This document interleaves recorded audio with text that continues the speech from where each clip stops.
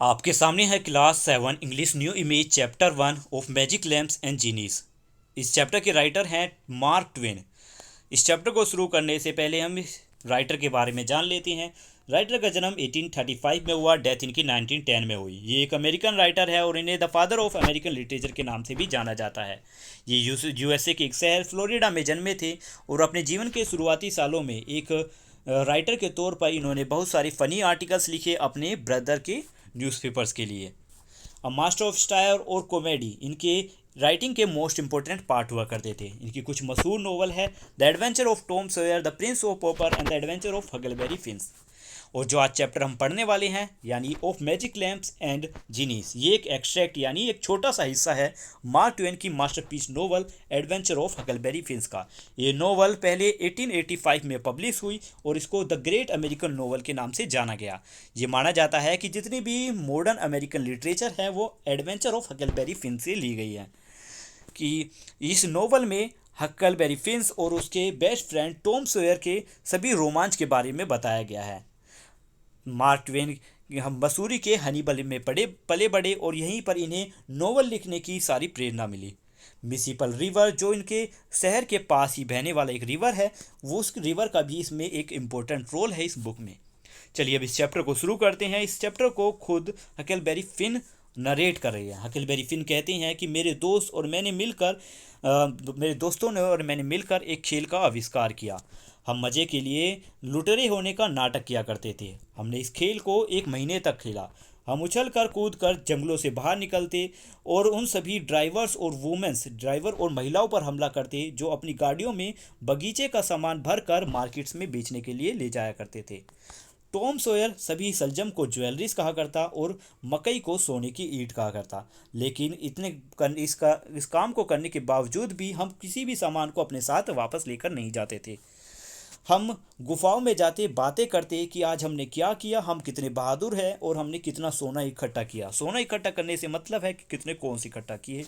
पर लेकिन Huckleberry fins कहते हैं कि मुझे इसमें कोई फ़ायदा नहीं लगता था। एक दिन टॉम सॉयर ने एक दिन टॉम सॉयर ने एक लड़के को जलती हुई लकड़ी के साथ एक नगर में भेजा। ये एक इशारा था हमारी सभी गैंग के लिए कि हम सबको इकट्ठा होना है। फिर टॉम सॉयर ने सबसे कहा कि उसे अपने कुछ गुप्तचरों से एक सीक्रेट न्यूज़ मिली है कि अगले दिन स्पेनिश के कुछ व्यापारी और कुछ अमीर अरब्स अपना डेरा डालने के लिए गुफाओं में जा रहे हैं और उनके साथ 200 एलिफेंट हैं, 600 कैमल्स हैं और 1000 म्यूल्स हैं। सभी के ऊपर हीरे जवाहरात लदे हुए हैं और हालांकि बात यह है कि उनकी रक्षा के लिए ओनली 400 सोल्जर्स ही हैं। हमें घात लगाकर रखना है, मतलब हमें घात लगानी है और उन पर हमला कर कर उनको सभी को लूट लेना है। फिर टॉम सॉयर ने कहा कि हम सबको अपनी तलवारों को और अपनी बंदूकों को अपनी तलवारों को और अपनी गन्स को चिकना कर लेना चाहिए और हमको तैयार रहना चाहिए। हालांकि टॉम सॉयर कभी एक सलजम की गाड़ी के पीछे तक नहीं भागा, पर लेकिन उसे इस खेल के लिए तलवार और गन्स चाहिए। हालांकि हमारी ये तलवार और गन्स लठ और झाड़ुए हुआ करती थी। मुझे विश्वास नहीं था कि हम स्पेनिश के उन लोग और अरब्स के उन लोगों की भीड़ पर हमला कर कर उन्हें मजा चखा सकती हैं, पर लेकिन मुझे तो वो कैमस और एलिफेंट देखने थे, इसलिए मैं सैटरडे के उस प्लान का हिस्सा बन गया। हम घात लगाकर बैठे हुए थे, तभी हमने कुछ शब्द सुने, यानी हमने हमारे तरफ इशारा हुआ और हम जंगलों से बाहर निकले और पहाड़ियों से नीचे उतर गए। हमें सामने ना तो कोई स्पेनियार्ड दिखा, मतलब स्पेन के वो व्यापारी ना दिखे और ना ही कोई अरब दिखे, ना ही हमें कोई कैमस दिखे, ना ही कोई एलिफेंट दिखे। वहाँ हमें कुछ नहीं दिखा, सिर्फ संडे की स्कूल पिकनिक चल रही थी। यहाँ पर सिर्फ प्राइमरी क्लास के कुछ बच्चे थे, लेकिन हमने यहाँ पर भी तबाही मचाई और उन बच्चों को वहाँ से डराकर भगा दिया। पर हमें वहाँ पर और कुछ नहीं मिला। हमें मिला सिर्फ डफ नट, कुछ जैम और हमारे फ्रेंड बैन रोजर को मिली एक पुरानी सी डोल। हमारे फ्रेंड जोर हार्पर को मिली एक भजन की बुक और एक ट्रैक्ट, यानी एक छोटी सी जगह। हम फिर एक टीचर हम पर हमला करने के लिए आए तो हमने सब कुछ वहाँ पर गिरा दिया और हम वहाँ से भाग निकले। मुझे कोई भी हीरे नहीं दिखाई दिए, ना ही कोई जवाहरात दिखाई दिए। इस बारे में मैंने टॉम सॉयर से कहा तो टॉम सॉयर ने मुझसे कहा कि वो सब चीज़ें वहीं पर थी। उसने कहा कि वहीं पर अरब्स के वो लोग थे, वहीं पर एलिफेंट थे और वहीं पर सभी चीज़ें थी। तब मैंने उससे पूछा टॉम सॉयर से कि ये सभी चीज़ें मुझे क्यों नहीं दिखाई दी। तब टॉम सॉयर ने कहा कि तुम इतने बेवकूफ़ हो। अगर तुम बेवकूफ़ नहीं होते और तुमने डॉन किजोट की बुक नहीं पढ़ी हुई होती तो तुम मुझसे इस सवाल को पूछे बिना ही सब कुछ जान जाते। अब डॉन किजोट के बारे में बता देती हैं कि डॉन किजोट के ऊपर एक नोवेल लिखी गई है। इस जिस नोवेल में डॉन किजोट अपने आप को सूरवीर योद्धा समझता है एक काल्पनिक दुनिया का। वो उसने खूब सारी बुक्स पढ़ी हुई हैं डॉन किजोट ने और वो अपने आप को एक योद्धा समझता है। तो उसी नोवेल के बारे में ये बात कर रहा है टॉम सॉयर कि तुमने क्या डॉन किजोट की वो बुक पढ़ी थी। अगर तुमने पढ़ी हुई होती तो मुझसे बिना सवाल करे तुम सब कुछ जान जाते। वो मतलब बताना चाहता है कि मैं ही भी इन सभी चीज़ों की कल्पना कर रहा हूँ, पर फिर भी वो अपनी बात को पलटते हुए कहता है कि उसने टॉम सॉयर ने कहा कि ये सभी कुछ जादू से हुआ, सभी कुछ जादू से बदल गया। वहाँ पर हंड्रेड्स ऑफ सोल्जर्स थे, एलिफेंट्स भी थे और एक खजाने का पहाड़ भी था, पर लेकिन जो हमारे दुश्मन हैं वो सभी जादूगर हैं। उन्होंने अपने जादू से सभी चीज़ों को बच्चों में बदल दिया, स्कूल पिकनिक में बदल दिया, वो भी सिर्फ एक मंत्र से। तब हकलबेरी फिंच कहता है टॉम सॉयर से कि तो तुम ये कहना चाहते हो कि हमें जादूगरों को पकड़ने जाना था। तब टॉम सॉयर कहता है कि मुझे तो तुम बेवकूफ़ लगते हो, तुम बेवकूफ़ हो, यू इडियट हो, स्टूपिड पर्सन हो। तब टॉम सॉयर और अपनी बात को आगे जारी रखते हुए कहता है कि मैंने तुम्हें बेवकूफ़ इसलिए कहा कि जो इतने भी ये जादूगर होते हैं इनके पास बहुत सारी जीनीस होती हैं। वो जीनीस जो तुम्हारे टुकड़े कर देंगे और तुम्हें कुछ पता भी नहीं चलेगा, ऐसे टुकड़े करेंगे जैसे तुम कुछ चीज़ हो ही नहीं। इससे पहले कि तुम किसी को आवाज़ लगा सकते या फिर जैक रॉबिन्सन को आवाज़ लगा सकते, जैक रॉबिन्सन शायद इनके बड़े भाई होंगे, तो किसी को भी आवाज़ लगा पाते इससे पहले ही तुम्हारे जो जिन है ये जिन तुम्हारे टुकड़े कर देते। ये जिन इतने लंबे होते हैं जितने कि पेड़ लंबे होते हैं, इतने बड़े होते हैं जितने कि कोई चर्च। तब वो नेक्स्ट क्वेश्चन पूछता है कि क्या हो अगर हमारे पास भी ये जिन हो और हमारी मदद कर सके ये जिन। तब टॉम सॉयर उससे पूछता है कि तुम्हें ये जिन कहाँ से मिलेंगे। तब हकलबेरी फिंच टॉम सॉयर से कहता है कि मैं नहीं जानता, ये बताओ को उन सभी लोगों को यानी अरब्स और स्पेनियार्ड लोगों को ये जिन कहाँ से मिले। तब टॉम सॉयर कहता है कि जब वो एक पुराने टीम से बने लैंप यानी एक चिराग को रगड़ते हैं या फिर एक आयरन रिंग को रगड़ते हैं तब जीनीस उनमें से बाहर निकलती हैं। वो गरजते हैं, बिजली कड़कती है और बिजली कड़कने के साथ साथ एक धुआं भी उनके साथ घूमता हुआ निकलता है और हर एक चीज़ जो उनसे कहा जाए वो उनको करते हैं, यानी जो भी उनसे कहा जाता है उनको वो करती हैं।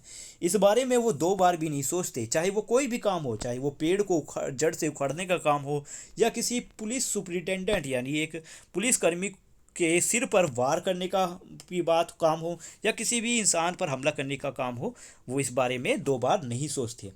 फिर हकलबेरी फिंच टॉम सॉयर से पूछता है कि वो ऐसा करने के लिए उन्हें कौन उकसाता है। तब टॉम सॉयर कहता है कि जो भी कोई उन लैंप्स को इन चिरागों को रगड़ता है या रिंग को रगड़ता है ये जिनी उसी के हो जाती हैं और रगड़ने वाले इंसान की ये सारी बातें मानते हैं चाहे उनसे कुछ भी करने को कहा जाए। अगर उनसे कहा जाए कि एक महल बनाओ जो 40 मील्स की दूरी तक बना हुआ हो और हीरे जवाहरातों से यानी हीरो से लदा हुआ हो और वो चिंगम से भरा हुआ हो तो वो उसे भी बना देंगे। और अगर आप चाहो कि आपके लिए एक बादशाह एक राजा की बेटी लाई जाए आपसे शादी करने के लिए, चाहे वो चाइना की ही क्यों ना हो, तो ये वो काम भी कर देंगे अगर आप उनसे इस काम को कहें। और इस काम को वो बड़े ही जल्दी कर देते हैं, वो इस काम को अगली सुबह होने से पहले ही निपटा देंगे। फिर टॉम सॉयर आगे बात कहते हैं कि ऐसी बहुत सी चीज़ें हैं वो कर देती हैं, मतलब कामों को करती हैं। चाहे अगर आप उनसे कहो कि आपको इसी जगह मतलब कहीं भी आपको जगह पर महल बनाना है, जिस जगह पर आप चाहते हो तो उस जगह पर ही आपको महल बना कर दे देंगे। क्या आप तुम्हें समझ आया। तब हकलबेरी फिंच कहता है कि ठीक है, पर मुझे तो लगता है कि ये जितने भी जीन्स होते हैं ये बेवकूफ़ होते हैं, ये इन सभी महलों को अपने साथ क्यों नहीं रखते और ऐसी बहुत सी चीज़ें हैं जो ये अपने आप के लिए क्यों नहीं करते। अगर मैं कोई जिन होता तो मैं अपने इस काम को नहीं छोड़ता, अपने लिए सारे काम करता और मैं ऐसे पर्सन के लिए काम नहीं करता जिसने सिर्फ एक लैंप को रगड़ा है या फिर एक रिंग को रगड़ा है और मुझसे काम कराने के लिए कह रहा है।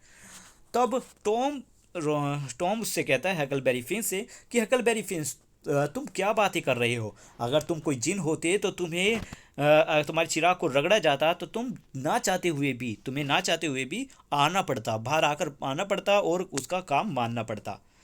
तब हकलबेरी फिंच कहता है, क्या अगर मैं एक ट्री जितना लंबा हूँ और एक चर्च जितना बड़ा हूँ फिर भी मुझे काम करना पड़ता? चलो ठीक है, अगर मैं बाहर आ तो जाता, पर मैं शर्त लगाता हूँ, मैं उस इंसान को, उस चिराग को रगड़ने वाले इंसान को इस दुनिया के सबसे पेड़ के ऊपर चढ़ा देता, यानी उसको मजा चखाता।